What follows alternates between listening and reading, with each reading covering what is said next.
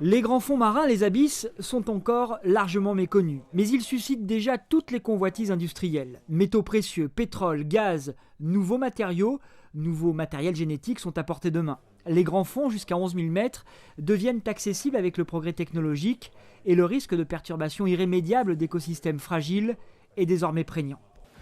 Témoins des origines de la vie et victimes de nos excès, les grands fonds doivent devenir demain les symboles d'une humanité plus responsable. Une humanité capable de se saisir collectivement des grands enjeux de notre planète et d'inventer un développement réellement durable. L'intérêt du colloque est en 3 sessions de travail d'avoir mis tous les acteurs, économistes, scientifiques, écologistes, industriels, secteur public et secteur privé, autour de la même table pour aborder la question des grands fonds.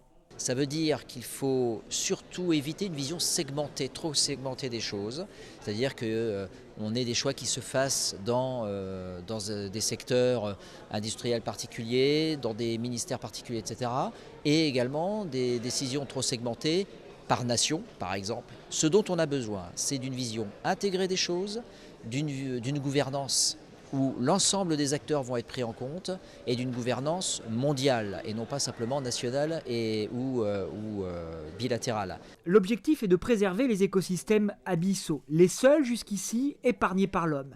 La très grande difficulté à conquérir par exemple l'Antarctique a conduit à placer ce continent sous un régime juridique unique et protecteur.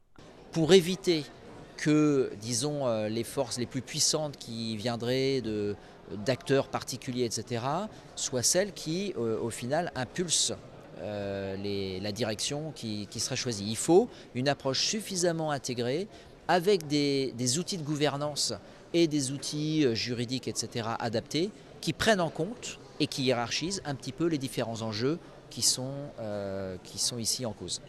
Une approche globale, anticipant la conquête pour en limiter les effets nocifs.